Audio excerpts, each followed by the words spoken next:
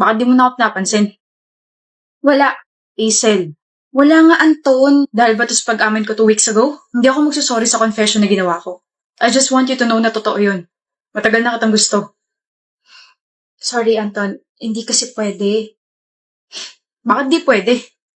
Ayoko ma-distract. Distraction lang talaga ako para sa'yo. Oo. Okay, Yulo. I take it back. Hindi na kita gusto. Kalimutan mo na lang lahat ng mga sinabi ko. Pati na rin lahat ng mga interactions natin. Bakit di na kayo nagpapansin ni Anton? Wala na ba kayong love and hate relationship? Mukhang si Jaira na kinukulit niya ngayon Hayaan mo siya. Baka sila na. Hindi sila. Okay, huwag ka magalit.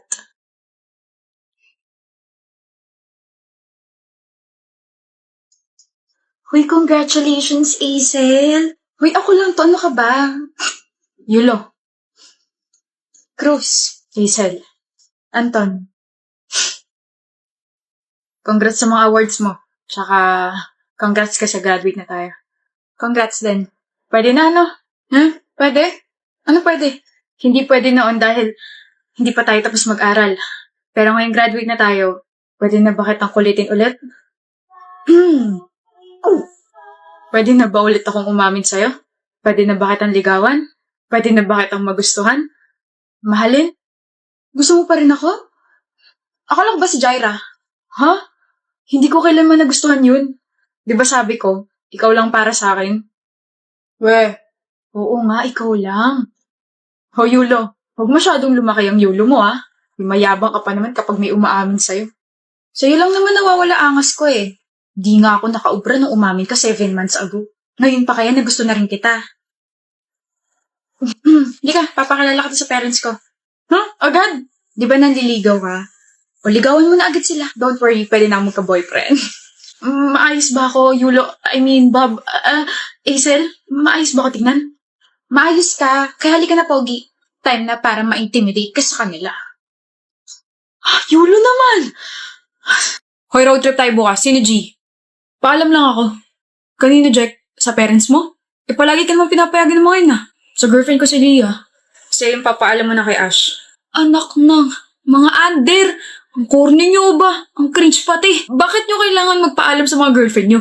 Ano yan? Kasi girlfriend namin sila, Adli. Ayaw namin sila mag-overthink. And wala namang masama kung magpapaalam kami. Hindi Ibig sabihin, hawak nila yung mga desisyon nyo sa buhay? Kadiri, mga babae moments nga naman. Uy, Adli, ito yung isa sa mga rason kung bakit ayaw ko mag-girlfriend. Bakit kayo hihingi ng permiso sa babae mo magro-road trip lang naman tayo? Hadlang sila sa kasiyahan nating mga lalaki. Lasing ka ba o hindi ka lang nakapag-toothbrush? Ang dumi kasi ng bunganga mo, Adli. Kaya ka walang girlfriend kasi ganyan ka magsalita. Hindi ko gagawin yung mga pinagagawa ninyo. Tignan nyo, kinikilabutan ako. Kakainin mo rin yung mga pinagsasabi mo. Gugutumin ko na lang yung sarili ko. Mga under. Hoy, Adli, mag-billiards tayo tapos may inuman. Papaalam lang ako. Sa girlfriend mo? Sige. Sa crush ko si... Crush? Crush pa lang? Ganon? Sige, chat mo na lang ako Sige. Hindi magpapaalam sa girlfriend, Red? Hindi rin sa nililigawan, Jack? Kung hindi sa crush naman pala magpapaalam itong kaibigan natin si Adli. Iba pala magkagusto to Ano nga ulit yung sabi niya 2 years ago, bro? Sabi niya, mga under daw yung mga nagpapaalam. Mga cringe raw. Ano po yung isang sinabi niya? Hadlang daw mga babae sa kasiyahan natin. Tapos ngayon, crush pala nagpapaalam na agad. Grabe ka na, Adli Your heart is so unpredictable. Oo na, ang daming sinasabi. Oo na! I was immature, okay? May character development na ako. Tsaka hindi ko lang siya basta crush. Iligawan ko na siya. Gusto ko siya, tsaka isa siya sa mga dahilan kung bakit masaya ako palagi. Kaya oo na, mali na ako dati. Para akong tatay mo sa sobrang proud sa'yo. Dahil dyan, mag-triple date tayo this weekend. Triple date? So, kasama rin si Jana ko. Hindi pre, triple date. Tayong 3 lang. Tignan mo to si Jack. Kinatanong na maayos tapos parang ewan naman sumagot. Ewan ko sa'yo. Pikon. Bakit parang bad trip ka na naman sa akin? May nagawa ba ako, ha? Jeric, hindi ko nagustuhan yung ugali ng mga kaibigan mo. Sobrang disrespectful nila. Minimension pa nila yung ex mo sa harap ko tapos ikaw, natatawa ka pa. Halata namang they don't like me. That was just a joke, Mila. A joke na nakakasakit ng damdamin ng girlfriend mo. Masyado lang attached yung mga kaibigan ko sa ex ko. Kaya pala inaasar ka pa rin nila sa ex mo? They even mention kung gaano kayo kakomportable sa isa't isa. Ganon sila ka-attach sa kanya? Na nakalimutan nila may bago kang girlfriend? Wala na akong magagawa doon. Ganun lang talaga sila. Hayaan mo na. Hayaan? Jeric, I'm still hurting. E nahayaan lang sila? I can't leave them for you. Mahalaga sila sa akin. Hindi kita pinapapili. I know. Pero if you're uncomfy around them, then you're not for me. Masyado kang sensitive. Di ka makatik ng joke. Well? Mila. Huh? Are you okay, babe? May naalala lang. Okay. So, here are my friends.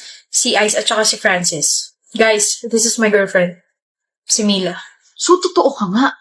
Ha? Nag-i-exist ka nga talaga. What?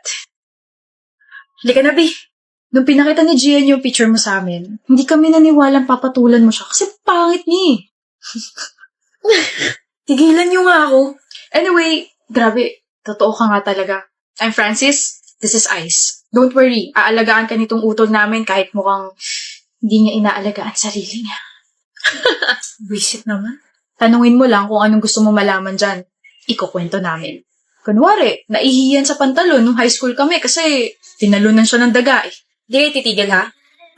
Sabi ko nga eh, paparating na rin yung girlfriend ko, pati yung girlfriend ni Francis. Magkakasundo kayo nun. Samahan ng mga may jowang nilalaglag ang isa't isa.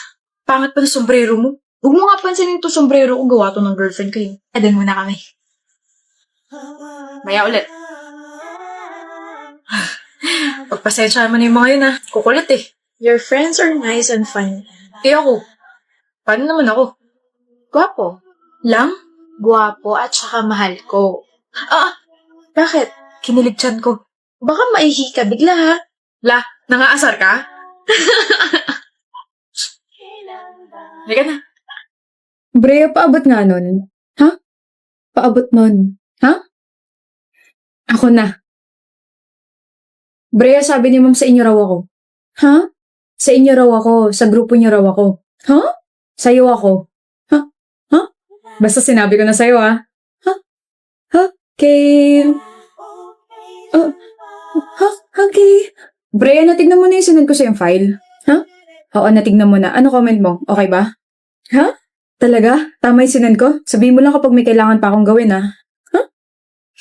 Inunahan na kita para hindi ka na mahirapan. Laters! Uy, Brea, congrats nga pala, ha? Ha? Di kan kita with consent gusto mo? Sa tingin mo ba, mapipikon mo ako sa kakaganyan mo, ha? Ayoko na nga, kapag ikaw yung nangaasar, nakakapikon. Tapos kapag ako naman yung nangaasar, parang tuwang-tuwa ka pa. Ha? Danny! Anong feeling? Ayoko na. Ha? Hindi naman nakaka-offend yung sa akin, ah. At paano mo nasabi yan? Kasi yung ha ko, ha, like you. Ha? Ha? Yan lang yung tatanggapin kong ha mo kasi ang cute mo magulat. Ganda. Ha? Ganda raw? Ha? Like you raw? Hi, excuse me. Kanina ka pa kasi namin napapansin ng mga friends ko and honestly, you're my type. Huh? If you don't mind, can I get your number, ganda? Ako lang may karapatang tawagan siyang ganda. Ha? Balusin kita dyan eh. Di mo ba nakikita yung wedding ring niya, ha? She's married and I am her husband. Sorry po. Sorry kung late ako, ha. Miss you, ganda. Sa 7 years natin magkarelasyon, parang ngayon lang nawala yung poise mo. Since college kaya nawawala na poise ko kapag kausap kita. Grabe, I can't believe na crush mo na ako dati pa. Mukha sa akin. Ayan tuloy, from ha, like you, I love you, and ngayon, ha, sawa na kita. Kilig ka na naman. Sino hindi kikiligin? Eh, ikaw yan. Nga pala, Brea. Kapag may lumapit sa'yo, ganituhin mo na lang siya, ha? Sakit ng ulo ko, sakit ng balikat ko. Yes, may kailangan ka. Eto, wedding ring to. Ang ganda, no? Ewan ko sa'yo. Kain na nga tayo. Ba't nakasimangot ka na naman? Si Yancy kasi. Bakit nag-away na naman kayo? Nakakairita kasi siya. Kwento ng kwento tungkol sa boyfriend niya. Eh, hindi mo na ako interesado sa mga sinasabi niya. May boyfriend na siya? Hindi mo alam? Hindi naman kami close. Basta, dito muna ako sa'yo. What do you mean dito ka muna sa akin? Dito muna ako sa'yo. I don't really want to talk to her. She's annoying. Okay. Ay, anyway, partner tayo sa report ha. Paano si Yancy? Ayoko siyang ka-partner. Okay. Kai, chinat ko na yung parts mo na kailangan mong gawin, okay? Nakalimutan mo na bang may report tayo? Hala, Gail. Okay na kasi kami ni Yancy, kaya kami na lang yung partner sa report. Pero nagpasa na ako ng 1/4 na may pangalan natin kay Ma'am kanina. Binawi ko kaagad nung kinausap ako ni Yancy. Pinasa ko yung paper mo na si Annie yung partner mo. Kai? Am I a joke to you? Sabi mo partner tayo. I know, Gail, pero kasi diba, lagi kaming partners ni Yancy, kaya huwag mo na gawing big deal. Parang partners lang sa report, tapos masyado ka namang seryoso dyan. Okay. Kakainis si Yancy? So magkaaway na naman kayo? Yes, ano pa nga ba? Pinagtalunan namin na hindi niya ako sinipot kahapon. Wait, what? Bago kasi kita ni Yaya, siya talaga yung gusto ko isama sa gala. But then, she said kasama niya yung boyfriend niya. I'm sorry, pero you mean to say, nagyaya ka kahapon kasi hindi ka sinipot ni Yancy? Yes? No. I mean, mag-aaway na naman kayo ngayon, di ba? Kaya mo ako nilapitan ngayon kasi magkaaway kayo at naiinis ka na naman sa kanya. Of course not. Kaibigan kita. Do you even realize na nagiging kaibigan mo lang ako at nag-e-exist ako sa buhay mo kapag wala kang ibang kausap, Kai? Kapag okay na kayong dalawa ni Yancy, wala na. Hindi mo na ulit ako kakausapin. No. Sorry, pero hindi naman ako nag-e-expect na palagi ka nandyan para sa akin. Pero stop treating me as if I only exist when it's convenient for you. Kale, I think you can't be friends with someone na kailangan mo lang kapag malungkot ka. Sa madaling salita, you can't be friends with me anymore, Kai.